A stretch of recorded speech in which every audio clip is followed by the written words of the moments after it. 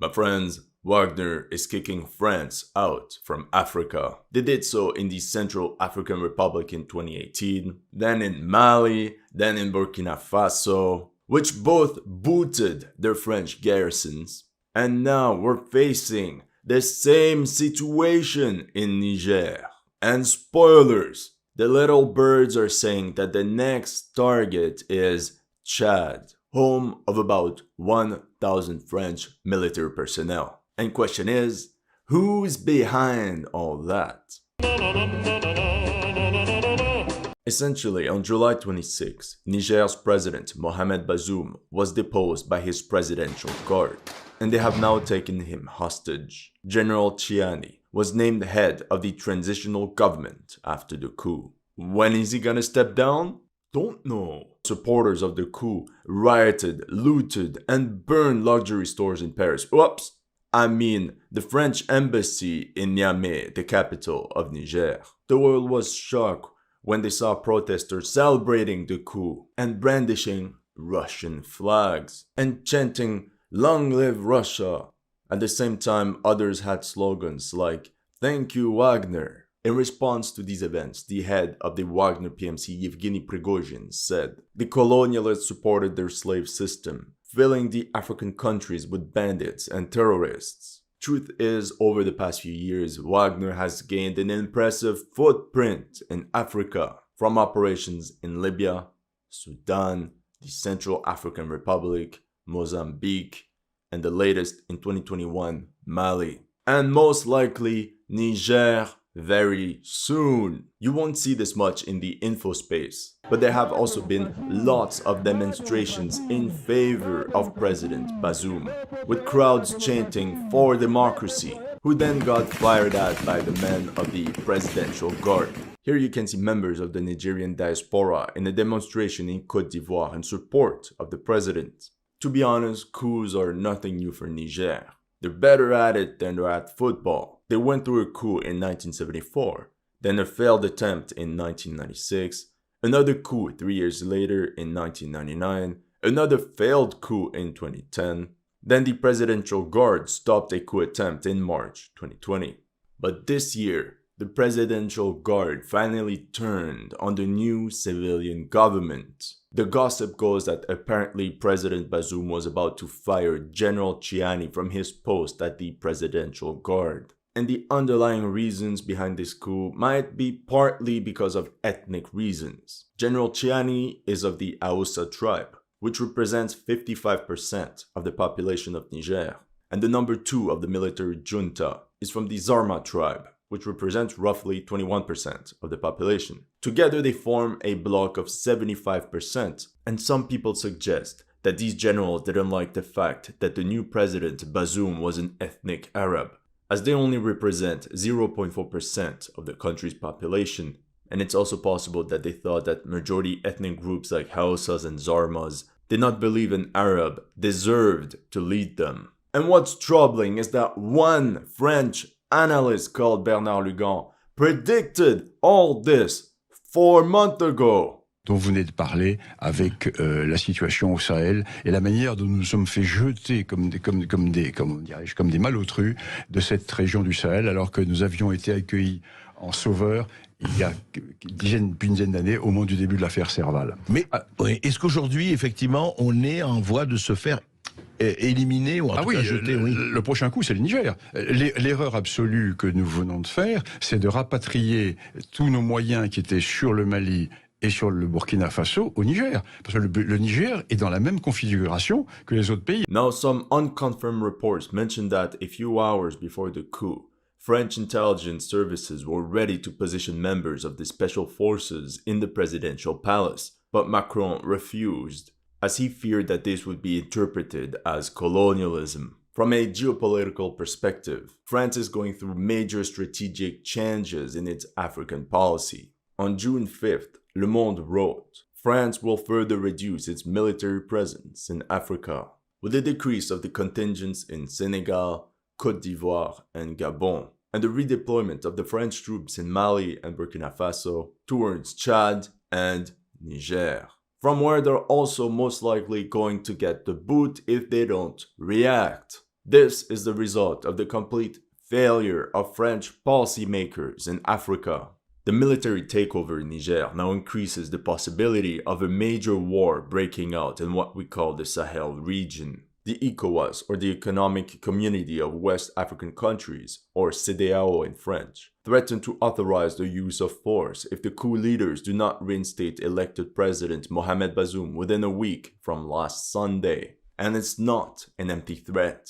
For example, in January 2017, 8,000 troops from ECOWAS entered Gambia to take down the incumbent president who refused to step down after losing the election. And on August 3rd, Senegal confirmed that they would be ready to send troops to Niger if the other countries go in, claiming that this military coup was the drop that spilled the glass. As of now, Nigeria is in, Côte d'Ivoire is in, and Benin has followed their lead. And the president of Liberia has a point. He said, as long as ECOWAS tolerates institutional coups that allow lifetime presidencies, there will always be military coups. Meanwhile, Mali, Burkina Faso, and Guinea support the military putsch. Not only that, they actually doubled down and said that any intervention to restore deposed President Mohamed Bazoum will be considered a declaration of war against all of them. We're facing a World War I type of situation, with alliance forming and everybody anxiously looking at who's gonna light up the fireworks. So at this point, the military leadership in Niger is shaking. Not surprisingly, Niger sent General Salifou Modi on a visit to neighboring Burkina Faso, just to make sure that the alliance is really tight when things start to light up. Not sure if a couple Wagnerians can really have such an impact on the battlefield. But who knows the power of the mighty shovel of Bakhmut? At this point, unless diplomacy prevails, we face a major deadlock situation that can only result in a major war on the African continent. As you might have guessed it, all these countries supporting the coup in Niger all went through their own military takeover in the last 3 years. Mali went through a coup d'etat in 2020, which took down President Keita, who had been in office since 2013, followed by a putsch from the military in May 2021, bringing the leader of the armed forces Assimi Goïta to power. Similar scenario in Guinea, when special forces deposed President Condé in September 2021. And since things are always more fun at 3, the army of Burkina Faso overthrew President Kaboré in January 2022, whose leader was overthrown by another putsch in September 2022, which brought 34-year-old Captain Ibrahim Traoré to power. So you see guys, there's no reason to be depressed in life. This guy went from a captain of the army of Burkina Faso to head of state real fast. And apparently all the girls of Burkina Faso are now going crazy for him. I guess the country is gonna get a new wave of captains coming soon. In each one of these scenarios, democratically elected governments were toppled by the military, and every time the French army was booted out, to be replaced by Russian troops of the Wagner PMC. Now you can see why ECOWAS governments are on edge, because they could be next. Now all eyes are on Chad, who's quite in the middle in this entire situation, because its leader Mahamat Déby is also somewhat of a putschist, but he also has close ties to the West. His positioning might shift the balance of one side or another. The excuse of these military takeovers in the Sahel is always the same: the failure of the civilian government to bring back security in the never-ending war against jihadists. And they might have a point. In 10 years of fighting, there is no end in sight. As you can see on this map, jihadists are roaming these desertic areas in the north of Mali and Niger, while other jihadist groups are also spreading across this region called the Three Borders area, linking Mali, Burkina Faso, and Niger. And both are now rapidly expanding their area of control. These wars have taken a heavy toll on African armies. Roughly 2,000 Malian soldiers lost their lives. Meanwhile, the armed forces of Burkina Faso lost 436 KIA from 2015 to 2020, plus an estimated 314 from 2021 to 2023, according to all the news articles I gathered. Just in February of this year, 70 Burkina soldiers lost their lives in 2 separate attacks in 4 days. As for Niger, it's hard to say, there's no overall data. From 2013 to 2023, it is estimated that the losses of the Niger security forces to be at least 443 military personnel KIA. And their biggest setback took place quite recently, between December 2019 and January 2020. Within a month, they lost 174 KIA, with the bloodiest day in the military history of Niger to be January 9th, with 89 soldiers fallen on the field of battle. At face value, we're seeing Islamist insurgencies, but actually those are ethnic conflict with a religious hat. And unlike what French elites and the West are claiming, democracy the way it's done in the Sahel region only adds fuel to the existing fire. That's why these countries always end up with military dictatorships. I think what happened in Mali best exemplifies this theme. In 2012, Mali faced an Islamist insurgency, which in fact was an ethnic rebellion of the Tuaregs, who used Islam as a rallying banner to unite all the tribes. The Tuaregs are nomadic ethnic Berbers that primarily inhabit the Sahara Desert. And as you can see on this map, they populate everything north of the Niger River. They only represent 4 million people. That spans across Mali, Burkina Faso, Niger, but also the south of Algeria and Libya. They might be not very numerous, but they're very mobile, and they have a long military history in the region. You have to see them like the Vikings of the desert. For centuries, they ruled this place. Like meteors, they would raid these farming settlements in the south, pillage, take captives, and then disappear into the desert. These raids only stopped with the arrival of the French forces in the 1890s. And this would be a known fact that some of the elites would care to open a history book. Even in modern history, since African countries have been independent, they would see that the Tuaregs rebelled from 1962 to 1964, from 1990 to 1995, and again from 2007 to 2009, always against the same governments of Mali and Niger.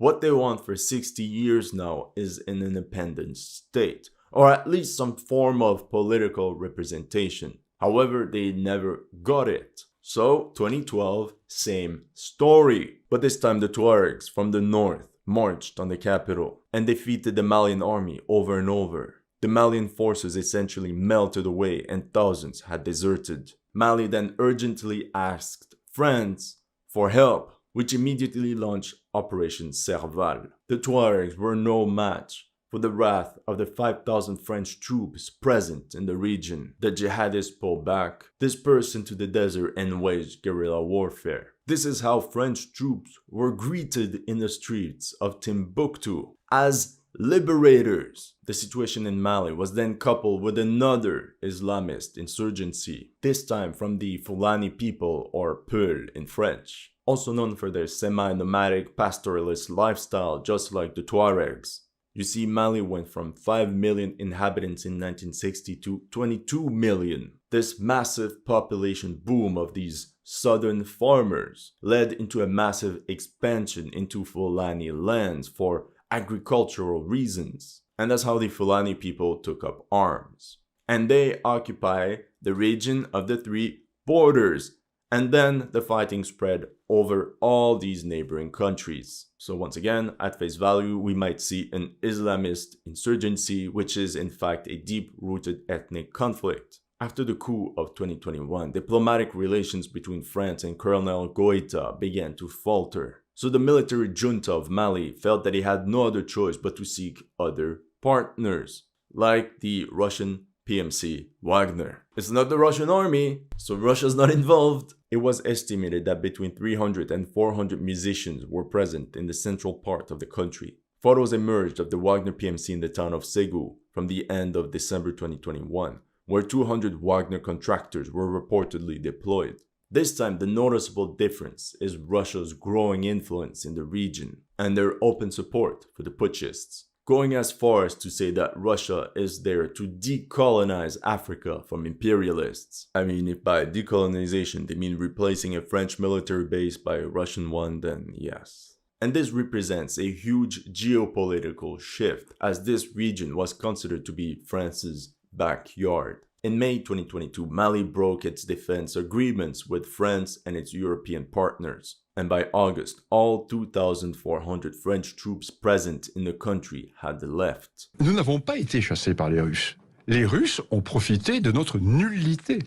And throughout this discussion, a lot of people like to bring up colonialism or neo-colonialism. But on April 29th, large protests took place in the Malian capital of Bamako for the withdrawal of UN peacekeepers who are for the most part from Africa. Now Burkina Faso, in the middle of the exam, slowly peeked into the paper of its neighbor. Then surprise, surprise, February 2023 marked the official end of the operations of the French troops in Burkina Faso. The Burkinabe army announced the end of the operations of the 400-strong French Sabre force in Burkina Faso and demanded their immediate departure. This is when the teacher looks at the two papers and it's the exact same answers. On May 23rd, newspaper Le Monde wrote, Niger, France's laboratory for its new military approach in Africa. I don't know what their new plan was, but whatever it is, it's already a failure only 2 months after the article was released. How long until Niger demands the departure of the French troops? Now what makes the situation even more complicated is that France is not the only foreign power with a military presence in the country. America, fuck yeah! The US has about 1,100 troops in Niger spread across 3 outposts, with the primary mission of training and supporting the local Nigerian forces, specifically these special operations. Then there's also the topic of Niger's uranium mines that always comes back.